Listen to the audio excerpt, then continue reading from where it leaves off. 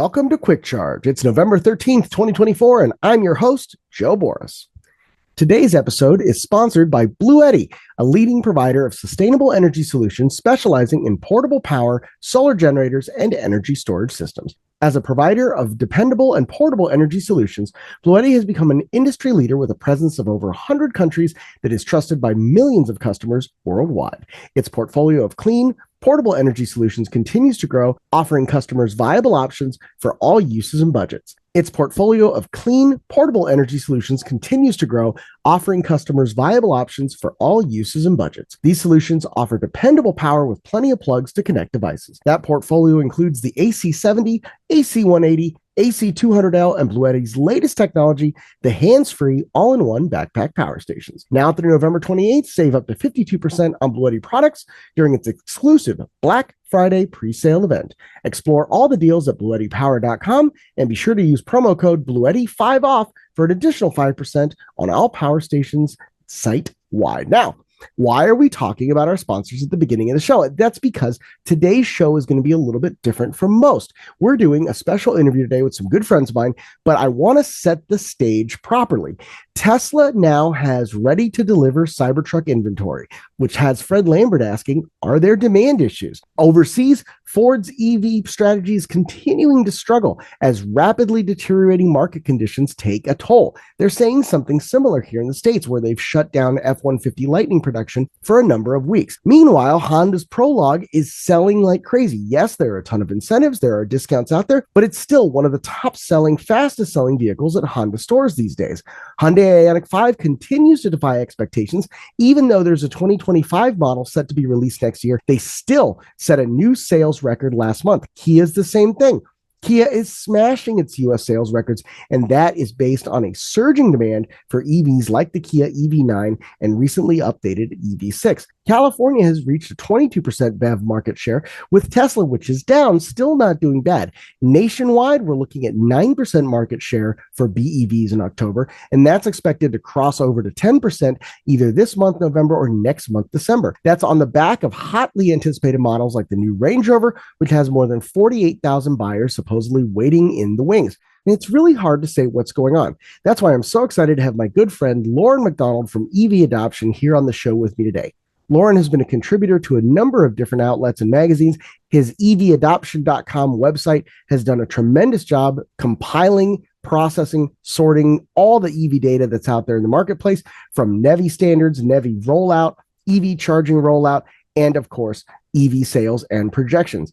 And recently, Loren's company was acquired by Paren, another software and data analysis company. And we've got both Loren McDonald and, of course, the CEO of Paren here on the show today. Guys, welcome. Hey, Joe, it's really an honor to be on the show and look forward to catching up with you. A lot to talk about what's going on in the industry.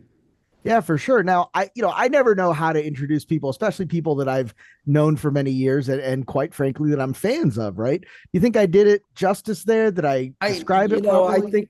I think it was pretty good. I'll take it. You left out handsome, and generally funny and good-natured. Of course, none of those things are true, but I appreciate it. It was very kind. Yeah. And we don't do truth here. That's for real journalists. Yeah. In all seriousness, I take pride in putting a lot of rigor and thought and process and sort of deep analysis into all of our EV and EV charging data and forecasts over the years, and not always been exactly correct and stuff, but by and large, I think we've done a really good job. And one of the things, Joe, just to sort of pull back the curtains a little bit, and I'm not sure how everybody else does their forecast, but one of the things we do is we start from the ground up. We literally forecast EV sales for every model going out, to 2030, et cetera, and beyond now as we're getting closer to that, and are constantly tweaking and updating it, using the actual real-time data to tweak and update that, right? So we don't do this sort of like Excel up and to the right thing, right? That we think it's going to grow 27% or whatever. No, we literally add it up from every single model that's, that's available for sale or will be, and add it up. And we don't always get those right, but production hell and delays and battery shortages and things like that get in the way, and COVID and stuff like that. But yeah, it's a lot of fun, and take pride in the work we do. Well, yeah, I want to get into the news of the day here, but I definitely want to point out there have been comments made, especially when you and I were both writing at Clean Technica at one point, that some of the projections were overly optimistic. And that turned out not to be the case. I think, you've seen time and time again, if anything, the projections, at least through 2023 into the first half of 24, have been slow, and adoption has actually been faster than most people claim. And I think historically, if I go back to 2018 or so, I think you're the closest guy, right?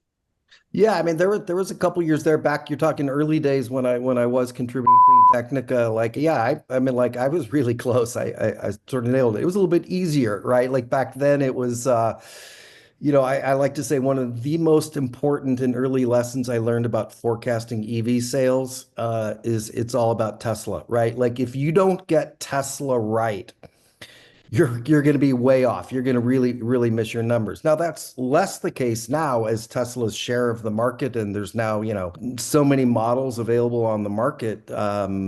Just like GM has 7 EV models, full battery electric vehicles on the Oh, market. yeah, 9 on the market by the end of this year, right? Like, that's 4 more than Tesla will have. Now, they won't have the volume, right? But yeah, so it's like it used to be getting Tesla right, and you still have to get that right or you're going to miss it, but it's way more complicated now. for sure. Now, EV adoption had some big news earlier this week with the acquisition by Paren. That brings me to my second guest. So the first time we've ever had two guests simultaneously on Quick Charge. Bill Ferro, CTO and founder of Paren. Bill, thank you for coming on the show. Hey Joe, it's nice to meet you. I'm really thrilled to be here and talk about some of my favorite topics. Great. Now, for listeners who are unfamiliar, or hosts, frankly, who are kind of unfamiliar with Paren, can you give us a little bit of insight into what you guys do? What's the elevator pitch? Sure, I'll give you kind of the 30 seconds or less pitch, right? So Paren is a neutral data aggregation platform centered around EV charging. So we focus on what we call the 5 pillars of successful EV charging experiences, and always from a customer standpoint.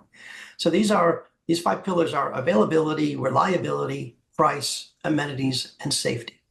And we're building an API that provides this data to route planners, taking these data sets into account when you're trying to find or navigate to an EV charger. And our data sets also inform CPOs, utilities, and other analytics companies on market conditions, which is how I met Loren about 2 years ago.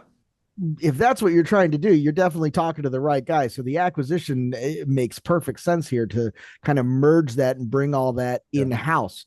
One of the base 10 partners, obviously base 10, if you read the press release, and we'll have that in the show notes, base 10 is one of the companies that's funding this round of investment and funding part of this acquisition.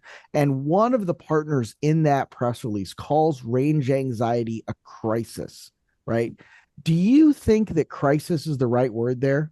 Yeah, no, it's thanks for pulling that random quote out of the press release, Joe. But I and like to zero in on like the most controversial part of it. And speaking of accuracy, we'll correct you on something. The quote is actually not about range anxiety, but actually about charger anxiety. But that's a really good way to sort of get at sort of the difference at that, and really I think what the base 10 investor and what Bill and I sort of strongly believe in. And so, to your question, is it a crisis? I'm not going to second guess the investor in our company if crisis is the right term, but fundamentally I would agree with it is, and it's really why Bill started his previous company, EV Session, that merged in and formed Paren. In that really what we have is we have a driver basically perception and reliability crisis, right? Like the expectation that you can get in an EV and drive anywhere and pull in and a charger is going to be working and available and at the power level that's promised and stuff. And we probably won't mention names of charging companies, but there's some that are not as good at delivering on those promises as others, and that's really what Bill and what our company is tracking at literally down to the charger level and stuff. So, is it a crisis? I mean, that's a really strong word, but fundamentally, Joe, when you think about where we were back when you and I were writing for, Clean Technic and stuff years ago, I came up with this framework called Karma that looked at sort of 5 things that are going to either drive or hinder adoption EVs. And it was everything from price and awareness to availability of models to charging and range and stuff. And we've kind of knocked off like a lot of those, right? You have your choice of dozens of models, prices. EVs are still fairly expensive, but they're coming down. They're getting more competitive. Range, almost all competitive EVs now are 300 plus miles of range. I mean, we're now some with 400 and 500 miles of range. And so when you sort of peel back all of those things, what are we left with? We're left with still charging issues, right? Not necessarily enough of them and where we need them and fast enough and reliable enough. So, that really is, we've sort of reached this point of where charging infrastructure and reliability and availability are sort of the last big hurdle to getting people to adopt EVs. It's having an overall impact on the adoption of EVs, right? So the University of Washington, as part of the ChargeX consortium, which I'm a part of, is doing a study, or has completed a study, I think, around the impact of charging, both range anxiety and charger anxiety on the whole EV ecosystem.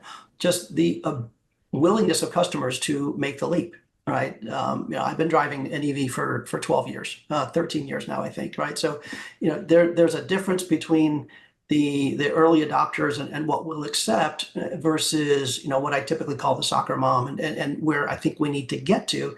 And that's really what we look at, is what's the view from the customer's experience, right?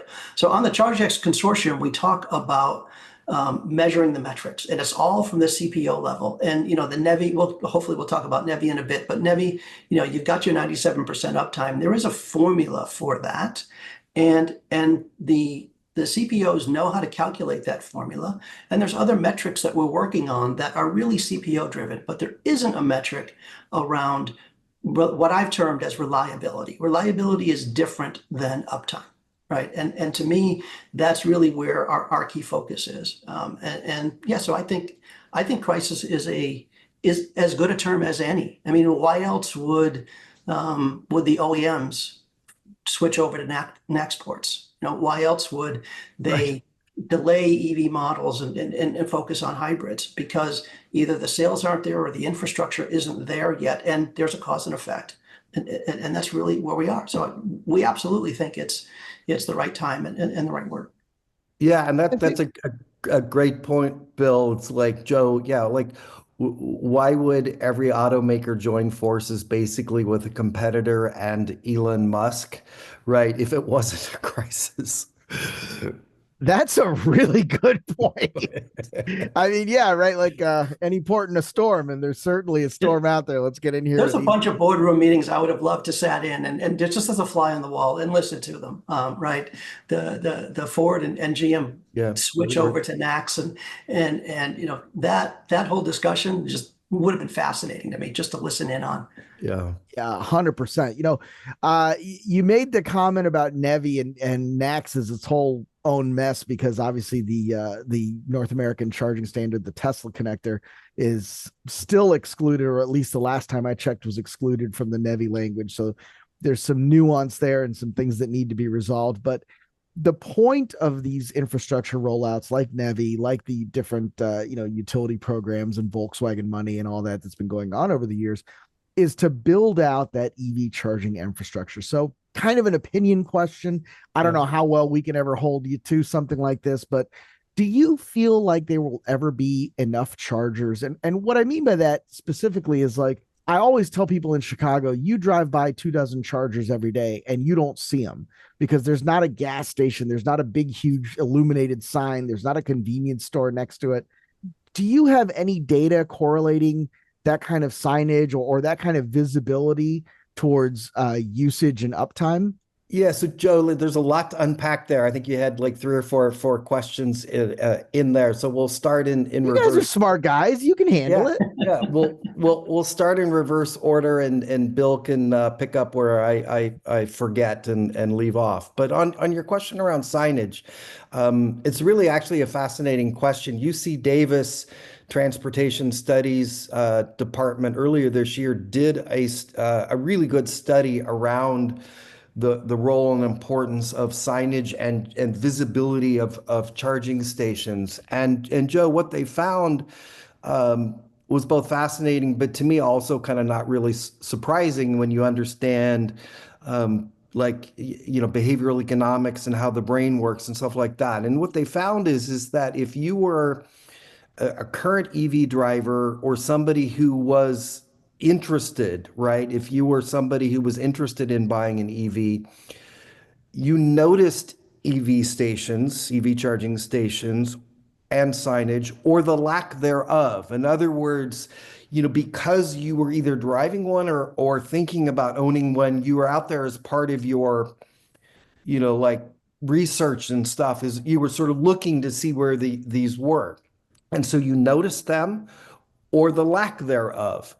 But the flip to that is what they found is that people that had basically no interest in EVs never even saw EV charging stations or signage. And so therefore, like the idea that signage and visibility of EV charging stations is critical to EV adoption is not necessarily the case. It is the case for people who are like in the buying stage, right? In that sort of research and what a lot of the behavioral economics in EV space call intenders, right? People that intend to buy.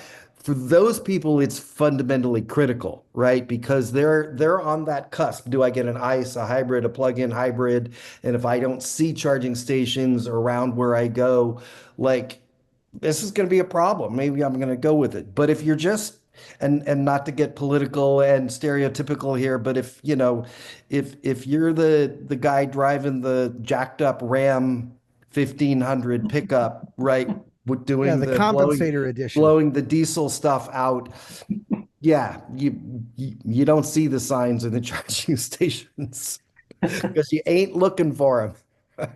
But I think I agree with you there, Loren. And I think it's also the question is going to be asked differently in a few more years, right? Will there ever be enough chargers? More than likely, yes, right? I mean, today when you come to a street corner, you look left, you look right, you see at least two gas stations, right?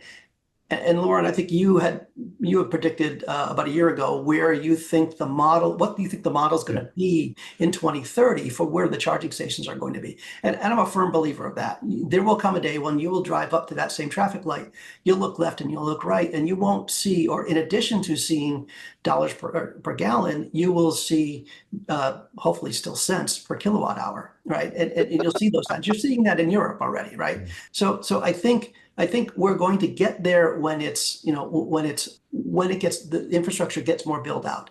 That's not NEVI funds, right? NEVI generally isn't putting chargers, at the stoplight that's at the end of my road, right? It's not anywhere near any kind of AFTC corridor, nor is it a Justice 40 site area. So, that's all going to come from the private enterprise, which we see a lot of in a variety of different ways, whether it's battery back chargers, blowout by Circle K and other convenience stores. But again, I think the challenge there to kind of spin it to where we're looking right now is, again, you look left and you look right, you still don't know if the chargers are working. And that infrastructure is more complex than a gas pump right now. Does it need to be? Yes. Does it have to be as complex as it is today? Probably not.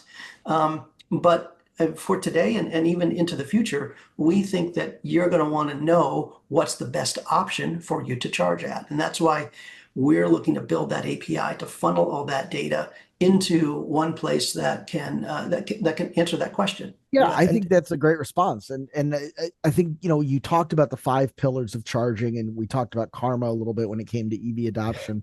So we've got all these different metrics, all these different ratings, and I presume they each have different weight based on how you give that recommendation.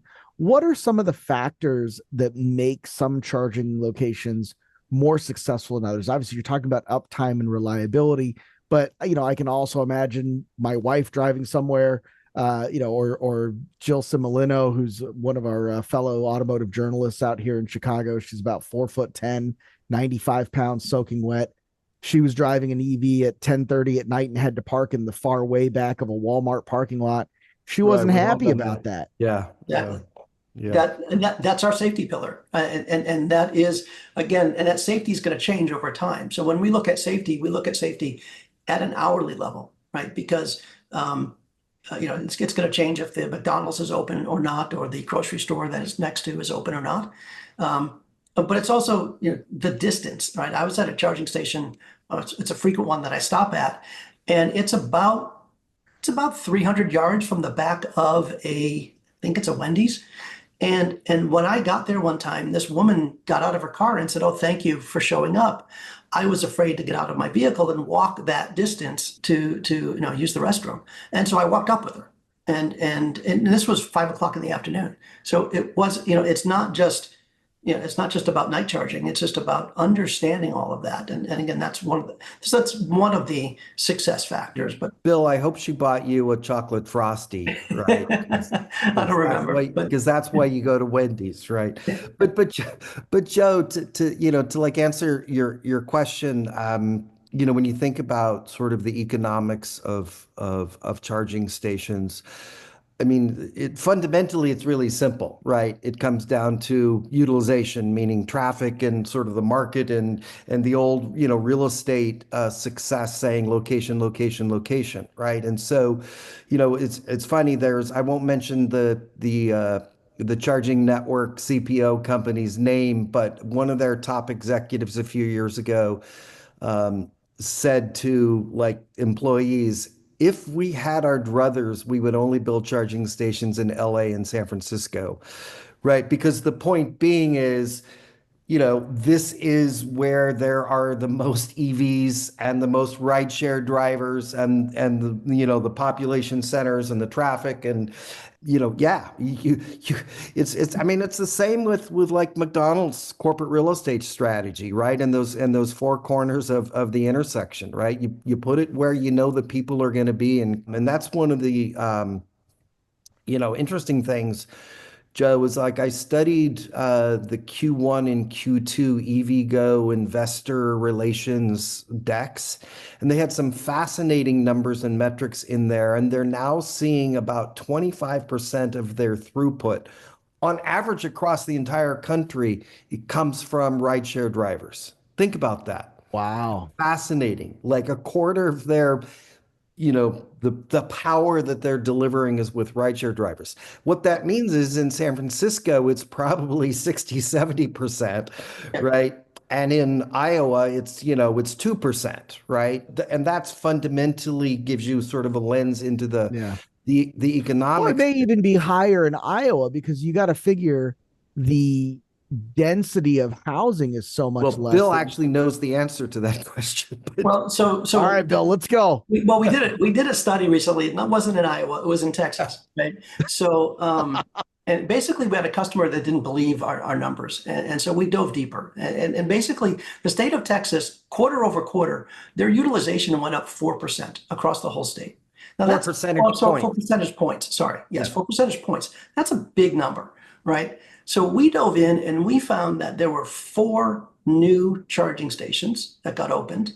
One in the Dallas suburbs, one in the Houston suburbs, and I think 2 in San Antonio. Don't quote me on that. But 4 well-placed suburbs that hit the market at 30+% utilization, rose the entire state up, right? And Texas is not it's not as big as California, right? From a charger port perspective. So don't tell anybody in Texas that. Yeah, it's somewhat laws of small numbers, but still, that was the cause. So for me, the 2 things there that are pointed out. One is data helped site those charging stations, right? And that's really in essence where I started 2.5 years ago is data has to drive these decisions, right? Number one. Number two, to Lauren's point, it can only be rideshare.